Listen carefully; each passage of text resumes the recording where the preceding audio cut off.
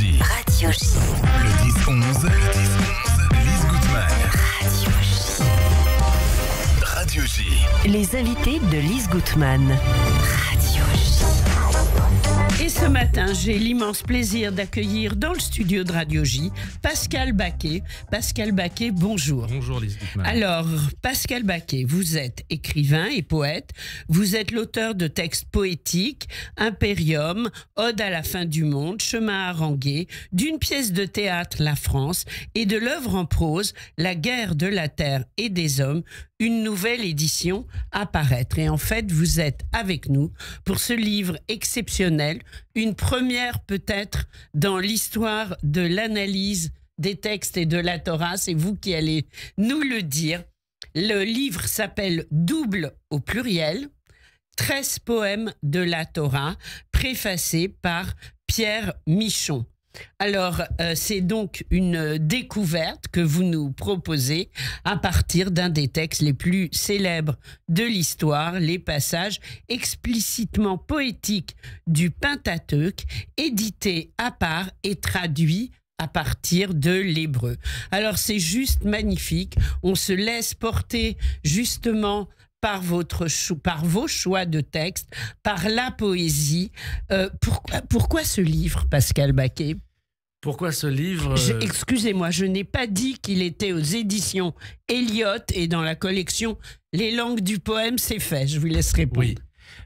Il s'agit d'un travail effectivement qui n'a pas été fait systématiquement, de repérage dans le texte biblique, dans le texte du Pentateuque, de tous les passages qui sont explicitement et formellement poétiques. Ce sont des passages qui reposent sur ce qu'on appelle dans la science des textes bibliques la rime d'idées ou la rime de pensée.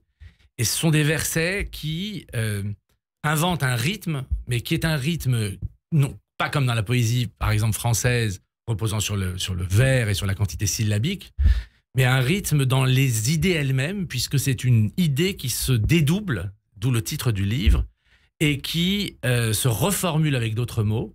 Et donc, il y a une espèce de face-à-face de ces deux morceaux de vers, deux morceaux de versets qu'on appelle des stiches, de ces deux stiches qui se regardent l'un l'autre et qui font et qui expriment une pensée, si je puis dire, au-delà de la simple information.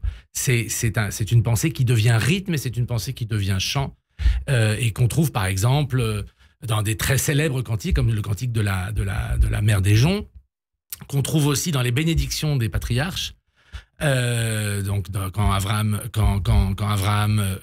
Isaac bénit Jacob et ne bénit pas Ésaü. Justement, je voulais qu'on en parle, ça tombe très bien. Oui. Et d'autres exemples. D'autres exemples, le sublimissime chant final de la vie de Moshe, qui s'appelle Haazinu, qu'on connaît comme sous le nom de Haazinu, qu'on traduit habituellement par écouter, mais qui signifierait plutôt oyer, puisqu'il s'agit de l'ouïe. Faites-vous oreille, oui. Où Moïse prend à témoin le ciel et la terre de ce que sera l'histoire d'Israël à venir. C'est un espèce de résumé stupéfiant de l'histoire universelle. Et ça, sous cette forme poétique qui est absolument sublime et qui n'a pas été, effectivement, à ma connaissance, édité systématiquement. On est tellement respectueux, si je puis dire, du texte biblique, et on le regarde tellement comme un texte sacré qu'on oublie de repérer ces couches textuelles. Alors justement, vous qui êtes poète et qui connaissez le texte biblique de l'intérieur, justement, à quel moment vous vous êtes aperçu de toute cette poésie qui était inexprimée en français ? C'est ça que je me suis demandé en fait. Effectivement, c'est à l'intérieur de mon travail poétique que la question s'est jouée pour moi. Oui. C'est donc très personnel. Je pense qu'il y a dans cette poésie de la Torah quelque chose qui est extrêmement stimulant pour la réflexion, pour la méditation sur ce que c'est véritablement que l'expression poétique, à une époque où, à mon avis, dans ma propre langue, la langue française, justement, cette expression poétique a quelque chose de très profondément archaïque, voire de malade. Oui. Et depuis très longtemps, j'ai regardé le rapport à l'hébreu pour mon propre matériau qui est la langue française comme un rapport non seulement à habiter en juif de l'étude qui se confronte constamment à ces versets, mais aussi en poète français parce qu'il y a là une source de vitalité infinie, une source infinie de sens qui se renouvelle constamment, et que cette pauvre langue qui s'est égarée depuis fort longtemps en France dans une démonétisation de la belle langue pourrait trouver là un souffle nouveau. Pour vous, c'est important la langue française et vous venez de l'exprimer. Vous regrettez certainement certaines dérives linguistiques aujourd'hui, mais quand vous vous intéressez en fait à une langue comme l'hébreu, vous avez la même exigence.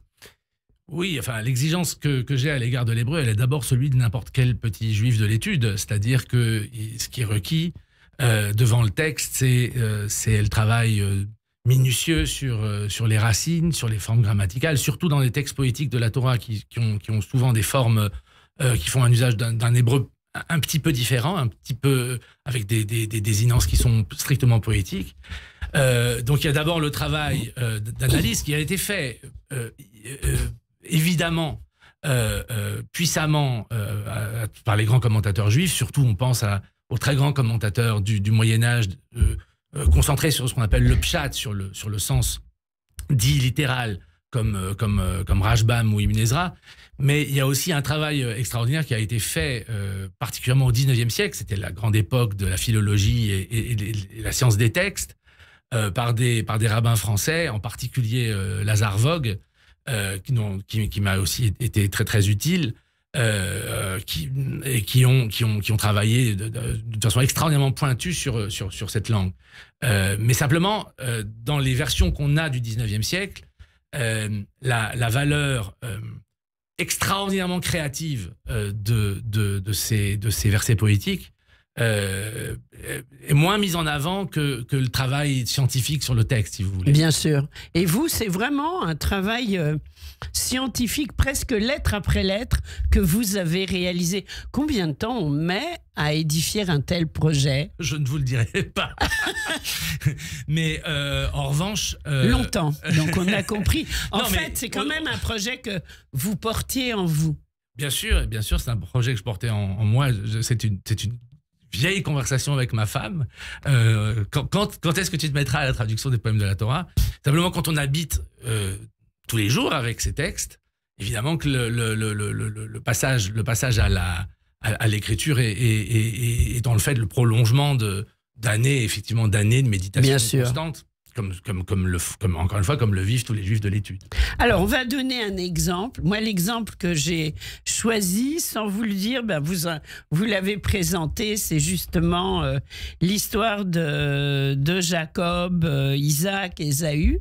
Alors, on va dire comment se présentent les chapitres, ça me paraît important. Oui. D'abord, il y a le texte intégral en hébreu, oui. On est d'accord. Ensuite, il y a ce que vous appelez la transcription, oui. C'est-à-dire... Alors voilà. Expliquez-nous pour que les futurs lecteurs s'y retrouvent. Tout à fait. Donc le texte hébreu d'abord. Dans le texte hébreu, il y a des versets narratifs, si je puis dire, et des versets poétiques stricto sensu. Et les versets poétiques stricto sensu sont écrits en gras dans le livre. Après quoi, effectivement, la première, j'ai eu besoin de plusieurs couches de traduction. Tant l'hébreu est une langue concentrée, très différente de cette espèce de langue claire qu'est le français, et de cette langue d'une certaine manière éclose qu'est le français. Il y a quelque chose de très fermé, de très énigmatique, en bouton, si vous voulez, comme dans une fleur qui est en bouton dans la langue hébraïque et qu'il faut ouvrir. Et donc, d'où la nécessité de plusieurs couches de traduction. La première couche de traduction, c'est la transcription, c'est le passage. Si c'est presque du mot à mot. Voilà. Alors, qui reste dans un français grammaticalement correct, mais qui veut mettre en lumière ce que la traduction chrétienne de la Bible a plutôt eu tendance à effacer, qui sont toutes les aspérités du texte hébraïque, qui sont des aspérités non seulement en français, mais qui sont des aspérités en hébreu aussi. C'est-à-dire que la Torah joue constamment sur des effets de surprise, sur des mots qui se répètent, sur des anacolutes, sur des ruptures de construction. Et tout ça fait sens. Et très souvent, pas très souvent, toujours, la tradition de la Bible latine, de la Vulgate, a consisté à masquer, à effacer ces aspérités. Et donc, il faut les mettre en lumière. Donc ça, c'est la première phase, c'est la transcription. Je peux donner un exemple? Oui. Alors, il advint, quand Isaac eut fini de bénir Jacob, et alors que Jacob prenait congé d'Isaac son père, qu'Ésaü son frère revint de sa chasse. Lui aussi avait cuisiné un plat pour son père, à qui il dit que mon père se lève, qu'il mange de la chasse de son fils, afin que son âme me bénisse. C'est quand même... Ça, c'est de la traduction littérale. C'est de la traduction littérale, et puis dans un français quand même... oui, je vous fais remarquer plus juste... qu'excellent. Oui, alors ça, ce début de lecture que vous faites, c'est un passage qui n'est pas poétique, précisément. C'est pas poétique, c'est le passage narratif qui précède le poème qui... Exactement, qui suit. Voilà. mais voilà. Donc, et qui est en gras dans la transcription. Voilà. Alors ensuite, on a la transition. Oui. Et ensuite, on a la traduction. Voilà. Alors, transition, la transition, c'est un travail qu'on pratique, que pratique n'importe quel bibliste ou talmudiste, c'est que on s'arrête sur le texte, on le médite, et on le médite pas tout seul. On le médite avec une série immense de commentateurs. Il y a ce qu'on appelle un livre fondamental qui s'appelle Mikraot Gdolot, avec énormément de grands commentateurs qui sont Ibn Ezra, Sforno, Rashbam, Rabbeinu Bechaye, etc., Ramban. Et tous ces commentateurs, j'ai pas voulu faire une espèce d'édition savante. Ce n'est pas un texte savant, c'est un texte littéraire. Et j'ai voulu faire ma synthèse personnelle. Ça a quelque chose de très subjectif, mais comme c'est un texte littéraire, je l'assume.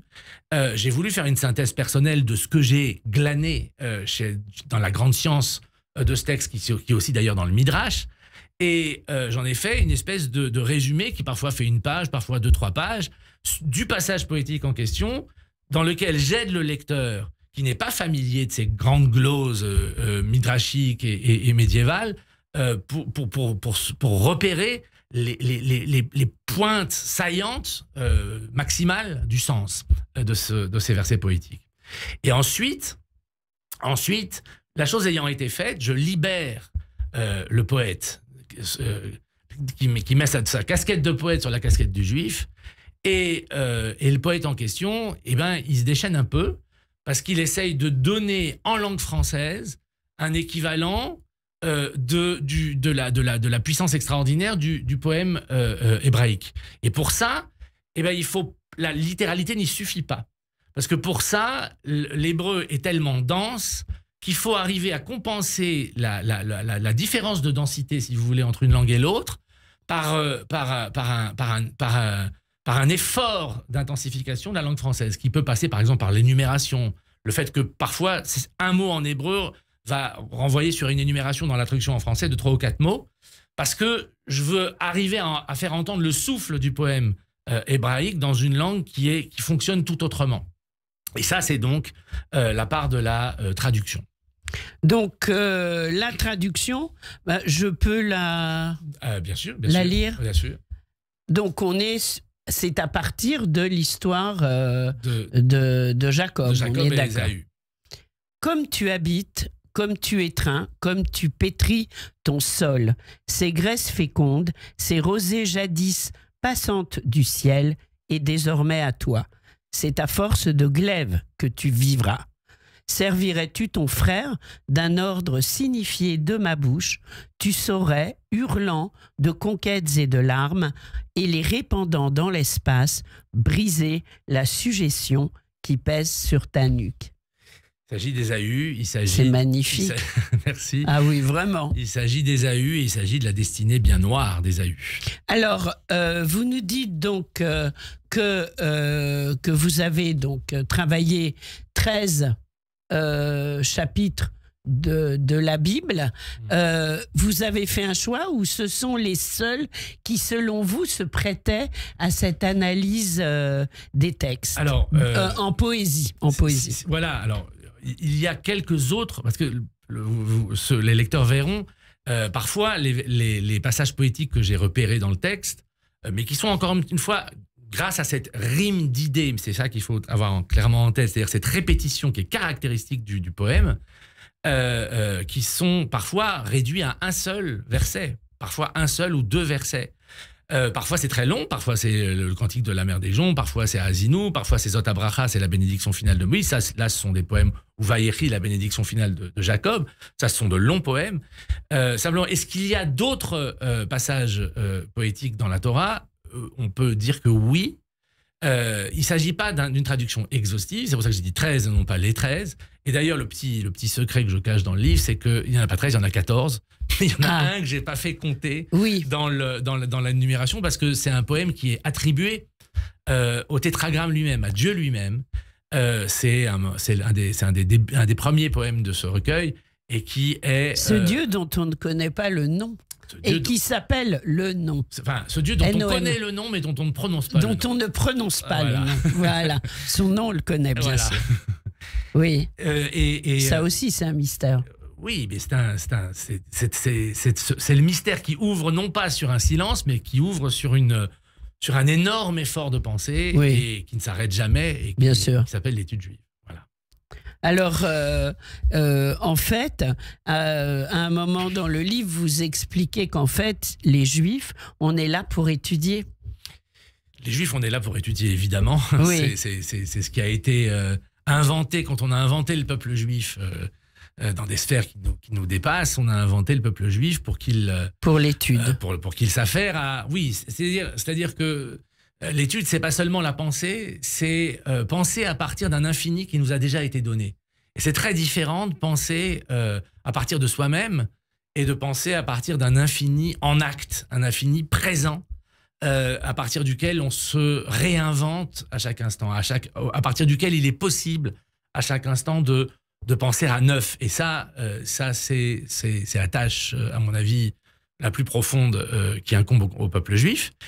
Et cet infini, il est tout autrement présent que dans les autres versets, que ceux qui ne sont pas poétiques, dans le poème. Parce que cet infini parle pas seulement à la puissance démonstrative et spéculative d'un esprit talmudique, mais elle parle aussi à la sensibilité des hommes. Voilà. Bien sûr. Alors, ce livre, c'est une véritable transmission qu'il faut avoir chez soi, presque intergénérationnel, parce que, en fait, à travers la façon dont le livre est présenté, vous nous poussez à l'étude. Et on peut le faire aussi entre amis, en famille. C'est important de le dire parce que il y a un véritable potentiel de réflexion que vous nous adressez. Et nous qui nous y connaissons moins, bien, ça nous ouvre un monde. Oui, j'espère. Alors évidemment, il faut savoir que, encore une fois, ces éléments de réflexion que je donne me sont personnels. Bien sûr. Donc il ne s'agit pas, je ne suis... Mais ça nous ouvre quand exactement. même à cette réflexion. Voilà. Et c'est ça aussi qui m'a énormément touchée dans votre livre. Merci. Alors, le livre est préfacé, une préface exceptionnelle à la hauteur de son enthousiasme de Pierre Michon, que j'invite tout le monde à découvrir. Oui. Ce livre, vous allez le présenter chez Judaïsme en mouvement, à Gênes. Oui. Donc, le livre double 13 poèmes de la Torah, Pascal Baquet, une soirée inédite, lundi 23 juin à 19h30 à la synagogue Gênes Copernic. Le thème Torah et poésie. De nombreux invités, c'est Jean-François Bensaël qui présentera, le président de GEM. Il y aura Laurence Trichard, Bernard-Henri Lévy quand même, en qualité d'écrivain. La soirée sera suivie d'une séance de dédicace et d'un cocktail. Il faut aller sur le site pour s'inscrire, c'est très important, de judaïsme en mouvement.org. Judaïsme en mouvement. Ce sera donc le 23 juin à 19h30. Pascal Baquet, très vite, une minute. Quelle est la question que je ne vous ai pas posée et que vous auriez aimé avoir? Avant une question, s'il me reste 30 secondes, j'aimerais tout de même remercier infiniment mon ami Laurence Trichard, qui est président du Fonds d'Action et qui a magnifiquement décidé de pousser son petit monde à sponsoriser auprès de mon éditeur, que je remercie aussi chaleureusement, Mathieu Mulset, qui est un éditeur remarquable et profondément courageux. Vraiment. La publication de ce livre. Et donc, Laurence Richard est un ami, un partenaire d'études, et je lui tire mon chapeau pour cet encouragement. Quant au reste, eh bien, il faut lire le livre. Il faut lire le livre. Voilà, le livre double 13 poèmes de la Torah, Pascal Baquet. Alors, on vous a fait une petite surprise. On termine cette émission en musique, de la musique liturgique, avec un des plus vieux instruments du monde. Je cite le chauffard. Merci Pascal Baquet. Merci beaucoup.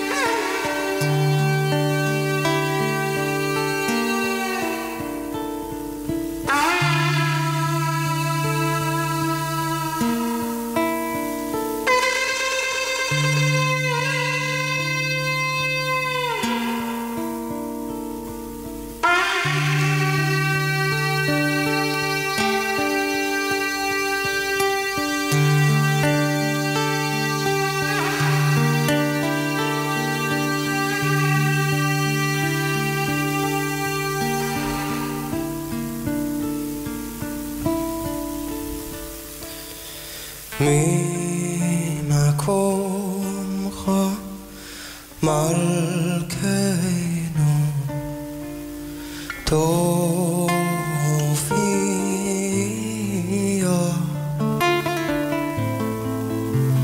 ותמלוך עלינו תמלוך עלינו כי מחכים אנחנו לך אוי מתי תמלוך בציון בכל יום בימינו. Ça, c'est uniquement sur Radio J. Radio J. Radio J. Radio J. Radio J. Le 6-9, Ilana Ferradian. Tous les matins à 7h45 sur Radio J, Christophe Barbier. Je vous retrouve tous les matins